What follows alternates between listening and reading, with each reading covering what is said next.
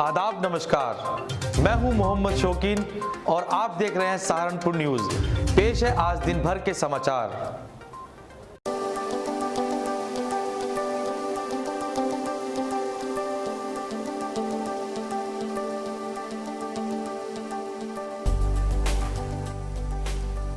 सहारनपुर में सोमवार को मान्यता प्राप्त विद्यालय महासंघ ने अपनी मांगों को लेकर हकीकत नगर स्थित धरना स्थल पर एक दिवसीय धरना दिया, जिसके बाद उन्होंने एक मांग पत्र जिला प्रशासन के अधिकारी को सौंपते हुए कक्षा 1 से 8वीं तक के स्कूलों को खोले जाने की मांग की। दिवसीय धरना रखा गया है समस्त विद्यालयों की मांग को लेकर के। उसमें कक्षा 1 से 8 तक जिस प्रकार से 9-10 की परमिशन मिली है खोलने की, उसी तरीके से सोशल डिस्टेंसिंग के उसी रूल रेगुलेशन के अंतर्गत कक्षा 1 से भी 8 तक स्कूल खोले जाएं। दूसरी, जो हमारी अभी तक अभिभावक जो हमें फीस नहीं दे रहे हैं, उनके लिए सरकार हमें क्षतिपूर्ति दे। दूसरी, कक्षा 1 से 8 तक पुनः छात्रवृत्ति की शुरुआत की जाए और आरटीई के अंतर्गत जो प्रवेश की तिथि थी उसको आगे बढ़ाई जाए स्कूल बंद होने के नाते। और सहारनपुर में सोमवार को कांग्रेस अनुशासन समिति के सदस्य व पूर्व विधायक इमरान मसूद ने पत्रकारों से वार्ता की, जहां पर उन्होंने किसानों की समस्याओं को रखते हुए कहा कि किसान इस सरकार में पूरी तरह से परेशान है और आत्महत्या करने को मजबूर हो रहा है। इस दौरान पत्रकार वार्ता में बेहट विधायक नरेश सैनी, देहात विधायक मसूद अख्तर, जिला अध्यक्ष मुजफ्फर अली सहित अन्य लोग भी उपस्थित रहे। देखिए, आज देश का किसान परेशान है। हमारे प्रदेश के अंदर धान की फसल तैयार है और धान के खरीद सेंटर अभी तक शुरू नहीं हुए और खरीद जो सरकार जो मंडी के अंदर किसान धान लेकर के जा रहा है, वहाँ मंडी इंस्पेक्टर का जबरदस्त उत्पीड़न है। बार बार उनको मॉइस्चर के नाम के ऊपर, धान काला पड़ने के नाम के ऊपर किसानों का उत्पीड़न किया जा रहा है। एमएसपी 1888 रुपए, लेकिन किसी भी जगह 1200 और 1250 रुपए से कम, 1200-1250 से ज्यादा नहीं खरीदा जा रहा और उसमें भी 150 रुपया कम मॉइस्चर के नाम पर 17% मॉइस्चर से ऊपर बताते ही 150 रुपए कम कर देते हैं। इस परिस्थिति के अंदर देश का किसान बहुत परेशान है। गन्ना भुगतान पिछले साल का हुआ नहीं, बार बार सरकार कह रही है हम भुगतान कर देंगे, हम भुगतान कर देंगे, अब तक भुगतान हुआ नहीं। और उसके बाद अब जो गन्ने का तैयार हो गन्ना शुरू हो गया है, कोल्हू के ऊपर 210 रुपए पर किसान अपनी फसल बेचने को मजबूर है।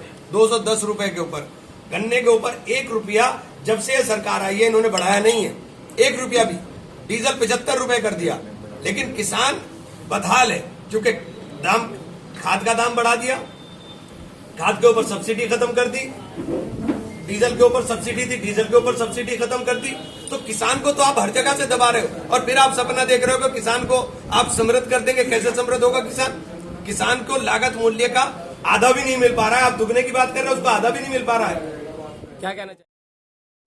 सोमवार को सहारनपुर के समाजवादी पार्टी के कार्यालय पर प्रख्यात समाजवादी चिंतक व विचारक डॉक्टर राम मनोहर लोहिया की पुण्यतिथि पर एक कार्यक्रम का आयोजन किया गया, जिसमें जिला अध्यक्ष चौधरी रुद्र सैन सहित अन्य कार्यकर्ताओं व पदाधिकारियों ने उनके चित्र पर पुष्प अर्पित कर उनको अपनी श्रद्धांजलि अर्पित की और उनके बताए मार्ग पर चलने का आह्वान किया।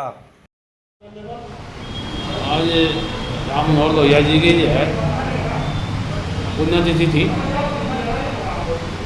इसमें सभी समाजवादी पार्टी के सभी साथियों ने उनको जो है पुष्पांजलि अर्पित करी और ये संकल्प लिया कि हम सब जो है लोहिया जी के बताए हुए रास्ते पर चलते हुए समाज की सेवा करने का काम करते रहे।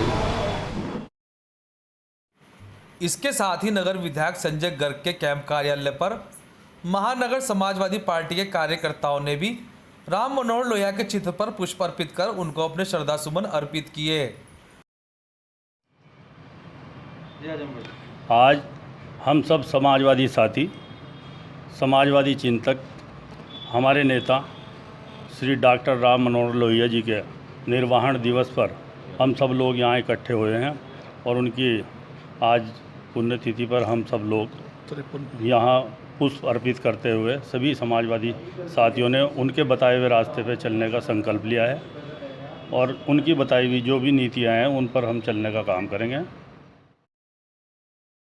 लोक जनशक्ति पार्टी के संस्थापक व केंद्रीय मंत्री रामविलास पासवान के निधन पर आज हकीकतनगर धरना स्थल पर पार्टी कार्यकर्ताओं द्वारा एक शोक सभा का आयोजन किया गया, जिसमें सभी कार्यकर्ताओं ने उनके चित्र पर पुष्प अर्पित कर उनको अपने श्रद्धा सुमन अर्पित किए।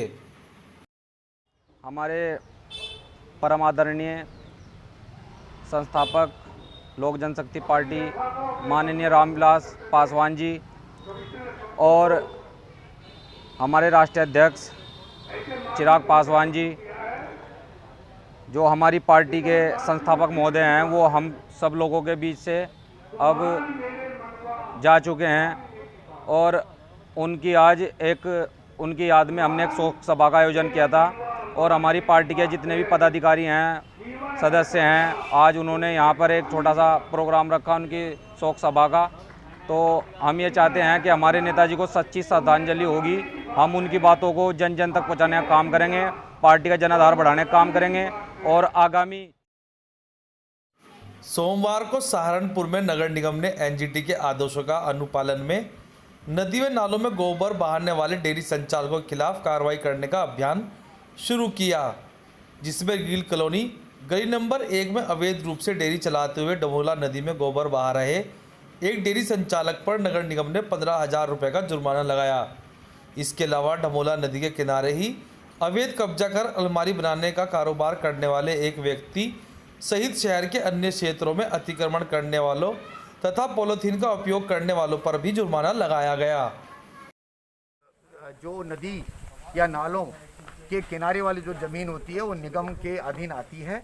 तो जब मैंने इनसे पूछा तो इन्होंने बताया कि ये जो है विचाराधीन है कोर्ट में, और इसके साथ में जो कंप्लेंट जो आई थी इनकी वो ये आई थी कि यहाँ पे इनका जो यहाँ पे जो है ये पूरी देख सकते हैं आपके पूरी की पूरी गंदगी जो है ये पूरी की पूरी ये जो है डमोला नदी में गिर रही है, जो कि एनजीटी के ऑर्डर के हिसाब से कानून के बिल्कुल विरुद्ध में है।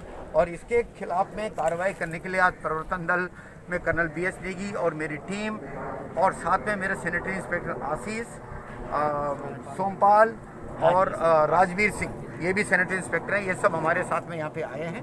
और इसके बाद हम अभी कार्रवाई करने आ रहे हैं। थाना सदर में हमने उनको सूचना कर दी है। बहुत शीघ्र हमारे पास में वहाँ से जो है पुलिस बल आ रहा है और अभी हम जो है कानून के मुताबिक जो भी हमें आगे की कार्रवाई करनी है वो करेंगे। हाँ जी, आप बताइए। सहारनपुर की न्यूज को देखने के लिए चैनल को सब्सक्राइब करना ना भूलें। आज के लिए बस इतना ही। कल फिर हाजिर होंगे कुछ नई खबरों के साथ। तब तक के लिए नमस्कार।